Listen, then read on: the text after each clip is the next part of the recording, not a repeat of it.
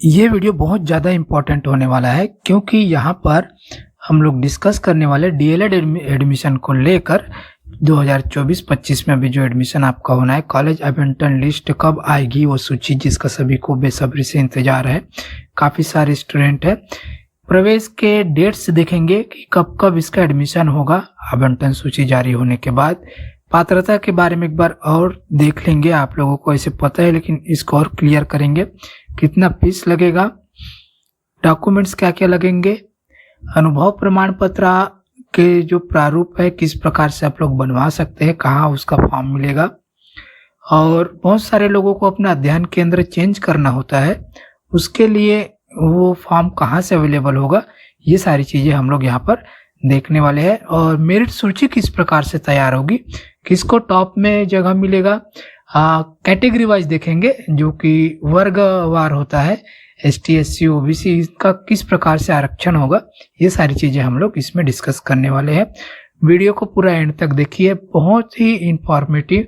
और इसके बाद आपको कमेंट्स करने की ज़रूरत नहीं पड़ेगी, ऐसा मैं समझता हूँ कि इतनी जानकारी इसमें आपको मिल जाएगी।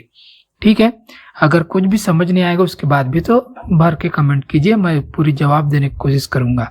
तो चलिए वीडियो को शुरू करते हैं। तो सबसे पहले यहाँ पर देखिए, आज है 16 अगस्त और आज मैं आपके लिए जानकारी दे रहा हूँ 16 अगस्त के दिन ही, उसी दिन। और यहाँ पे देखिए डीएलएड में एडमिशन के लिए सारी जानकारी और निर्देश दिए गए हैं।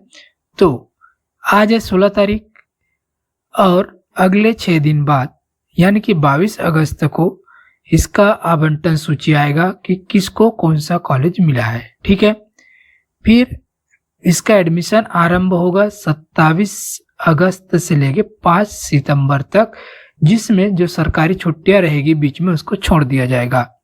ये पहला राउंड हो गया।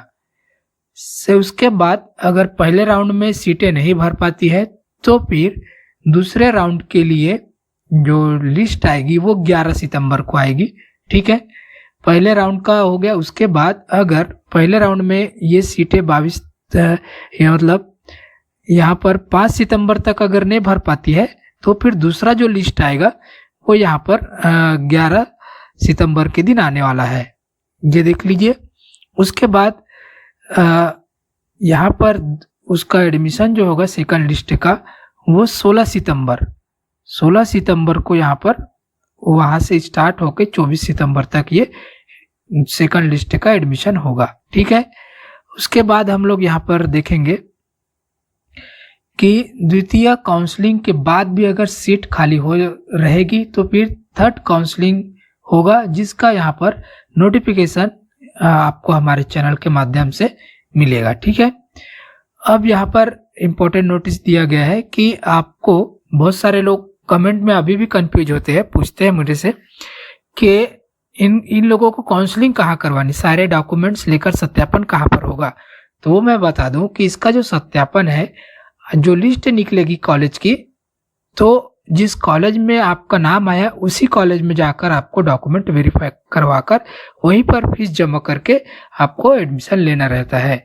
और जिन लोगों का अध्ययन केंद्र डाइट कोरबा है वो लोग अपना सत्यापन एवं प्रवेश की जो प्रक्रिया है ये कमला नेहरू कॉलेज कोरबा में जाकर करवाएंगे। ठीक है, ये हो गया इम्पोर्टेंट। अब उसके बाद आगे बढ़ते हैं। तो यहाँ पर डीएलएड के लिए पात्रता के बारे में बता दूं तो यहाँ पर 12वीं में आपको कम से कम 50 नंबर चाहिए जनरल के लिए, और जो जनजाति है, अनुसूचित जनजाति और अनुसूचित जाति यानी पिछड़ा वर्ग के विकलांग की स्थिति में 45% और महिला है अभ्यर्थी को 12वीं में कम से कम 45% ये होना चाहिए। उसके साथ आपको 2 साल का टीचिंग एक्सपीरियंस, आपने पिछले 2 सालों में ये किया है, अनुभव प्रमाण पत्र। ठीक है, ये नहीं होने पर आपको प्रवेश से वंचित कर दिया जाएगा। और उसके बाद अगर कोई वर्तमान में अध्ययन रहता है तो उसका भी प्रमाण पत्र लगेगा। और यहाँ पर उसके बाद नोटिफिकेशन में देखते हैं तो टोटल यहाँ पर जो सीटें हैं, आपको बता दूं टोटल सीटें यहाँ पर 2400 सीटें है यहाँ डीएलएड के लिए। ये अभी भी बढ़ा नहीं, पिछले साल भी 2400 था, इसके पहले से अभी भी 2400 सीटें यहाँ पर रखी गई हैं। तो ये 2400 सीटें हैं यहाँ पर जिसमें एडमिशन होना है और इसको वर्गवार सभी को बांटा जाएगा। किस प्रकार से इसको बांटा जाएगा ये यहाँ पर आप लोग देखिए। अध्ययन केंद्र जो है कितने हैं टोटल, आज वर्तमान में 29 अध्ययन केंद्र है अलग अलग जिले में। और इसका जो फीस है वो यहाँ पर फर्स्ट ईयर के लिए इसका फीस 10,300 और सेकंड ईयर का भी 10,300 यहाँ पर रखा गया है। 2 साल का ये कोर्स होता है, तो पहले साल 10,300 और दूसरे साल भी 10,300 आपको लगने वाला है। अब जिस कॉलेज में जाएंगे वहीं पर आपको एडमिशन फीस आपको देना है। 2 साल का पूरा कार्यक्रम होता है और 2 साल और मैक्सिमम 4 साल के अंदर इसको आप पूरा कर सकते हैं कि अगर मान लीजिए क्लियर नहीं हो पा रहा है तो 4 साल के अंदर, अगर 4 साल में नहीं कर पाएंगे पूरा तो फिर से आपको इसके लिए एडमिशन लेना होगा। और उसके बाद और देखते हैं नोटिफिकेशन। तो आपका जो फीस है, अब इसमें जो मैंने पात्रता बताया, अगर वो पात्रता आप स्वयं से चेक कर लीजिए कि आप इसके लिए एलिजिबल है या नहीं। अगर बाद में पता चलता है कि आप इसके लिए एलिजिबल नहीं है, आपने फीस पेमेंट कर दिया है, तो किसी भी स्थिति में आपका फीस वापस नहीं होगा।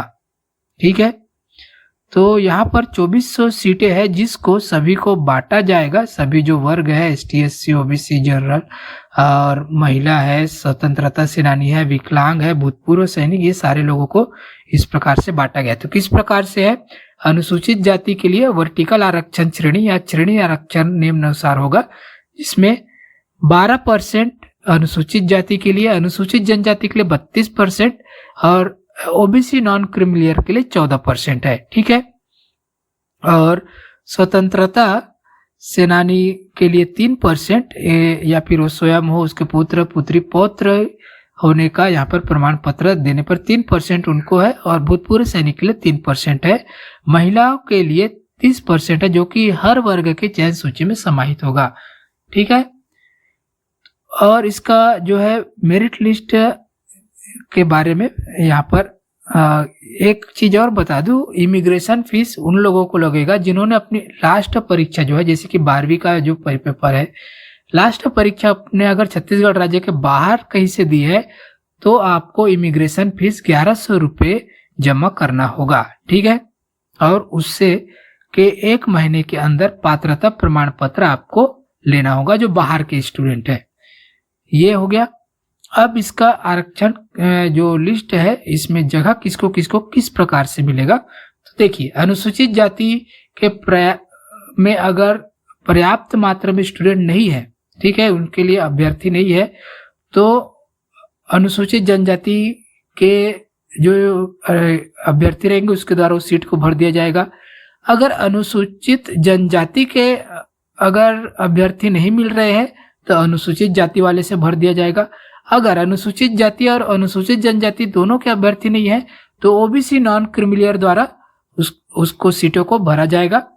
अगर जो OBC में अभ्यर्थी कम पड़ रहे हैं सीटों के मुकाबले तो उसको अनुसूचित जाति और उसके बाद फिर अनुसूचित जनजाति के अभ्यर्थियों से उसको भरा जाएगा। अगर सभी वर्ग के अभ्यर्थी उपलब्ध न होने पर आरक्षित सीटों को अनारक्षित कर दिया जाएगा जो सभी के लिए ओपन हो जाएगा। ठीक है, ये है।